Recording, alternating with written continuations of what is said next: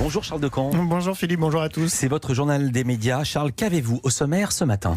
Un rêve devenu réalité pour Julien Courbet, rien que ça. L'explosion du streaming va faire des victimes. Facebook et Twitter s'en prennent à Trump et une première sur la piste de Danse avec les stars. Mais évidemment, on commence par les audiences. Qu'est-ce que les Français ont regardé hier soir à la télé?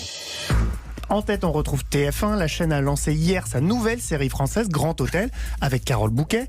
En moyenne, les 2 épisodes ont réuni 4,3 millions de téléspectateurs, 4,35 précisément, il faut voir comment on arrondit, pour 21,8% de part d'audience. Sur les femmes de moins de 50 ans, la série signe un score relativement timide à également 21,8% de part d'audience. Et je précise que si Charles donne souvent les scores des femmes, en fait c'est la FRDA, Femmes Responsables des Achats, tout le monde 50 et ans. c'est la cible privilégiée des annonceurs, et c'est le nerf de la guerre pour TF1, M6 et les chaînes privées. Absolument. En deuxième, France 3, donc deuxième avec la comédie française inédite Largué. Le film a été suivi par 2,6 millions de personnes, soit 12,5% du public. Sur les ménagères, justement, sur les femmes, de moins de 50 ans, puisqu'on en parlait, 9%, ça peut sembler faible, mais pour France 3, c'est un bon score en prime. C'est M6 qui est troisième avec la suite de la série américaine 911. Les 2 épisodes inédits pointent à 2,2 millions de téléspectateurs, soit 10,6% du public. C'est en baisse sur une semaine.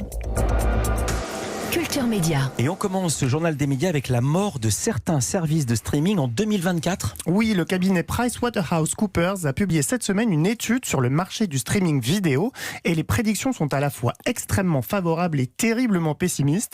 Le marché du streaming va exploser, mais certaines plateformes majeures ne passeront pas l'année 2024. Avant de savoir lesquelles, comment ça se fait d'abord? Alors côté pile, l'explosion annoncée du streaming est d'ores et déjà enclenchée, pas de surprise à ce niveau-là. En chiffres, le marché devrait doubler de valeur d'ici 2024 pour atteindre 86 milliards de dollars. Il passera donc devant le marché de la télévision traditionnelle. Mais côté face, 2 phénomènes devraient se conjuguer dans les années à venir.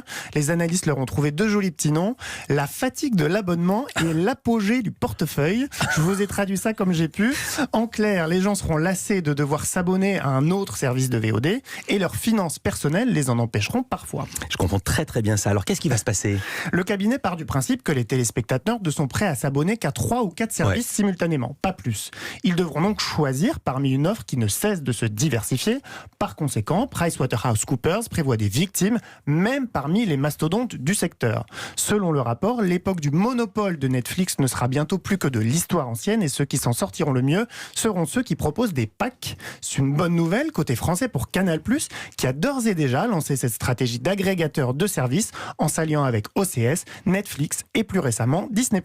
Et une bonne nouvelle aussi pour Julien Courbet. L'animateur de Capital sur M6 s'apprête à débarquer en quotidienne sur la chaîne. Il en rêvait depuis des années, c'est pour ça que je vous disais tout à l'heure, un rêve qui devient réalité.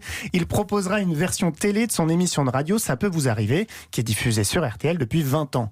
Et M6 a précisé auprès du Parisien qu'il ne s'agirait pas d'une captation de l'émission de radio. Avant la fin de l'année, Julien Courbet résoudra donc chaque jour à la radio puis à la télé, les problèmes du quotidien des Français, avec leur assurance, leur vendeur de voitures ou leur cuisiniste, par exemple. Cette mise en avant de l'animateur s'inscrit dans la stratégie de synergie du groupe M6, qui a racheté la radio en 2016. Les animateurs de la station sont de plus en plus nombreux sur la chaîne et inversement. Flavie Flament est ainsi passée de la radio à la télé, par exemple, tandis qu'Ophélie Meunier et Karine Lemarchand sont passés de la télé à la radio. Et dans le même groupe. Et nous, on passe de la radio à la piste de danse.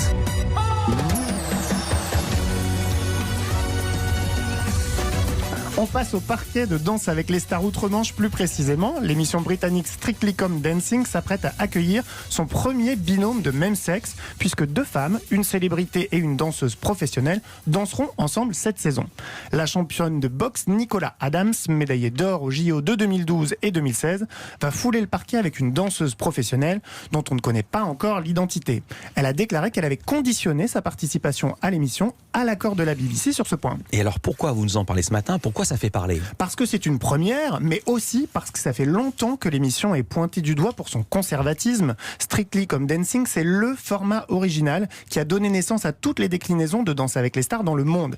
Et il y a déjà eu des binômes de même sexe dans certaines versions internationales. Le fait que Strictly, comme l'appellent les Anglais, leur emboîte le pas est d'autant plus important que l'émission est extrêmement populaire outre-Manche. La saison dernière, elle a ainsi été suivie par plus de 10 millions de téléspectateurs. Et puis, nouvel épisode dans la guerre entre les réseaux sociaux et Donald Trump.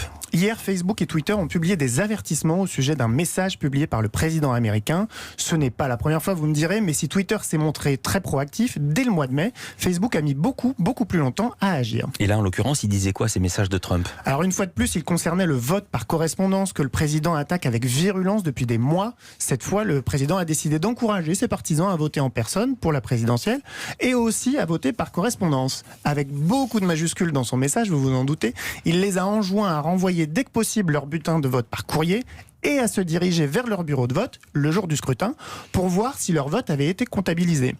Si ce n'est pas le cas, votez, et si votre vote par correspondance arrive après le scrutin, il ne sera pas pris en compte puisque vous aurez voté en personne, a dit Donald Trump. Or, voter 2 fois, assez logiquement, c'est illégal. Ouais. Twitter a donc sévi, les tweets restent accessibles, mais ils sont accompagnés d'un avertissement.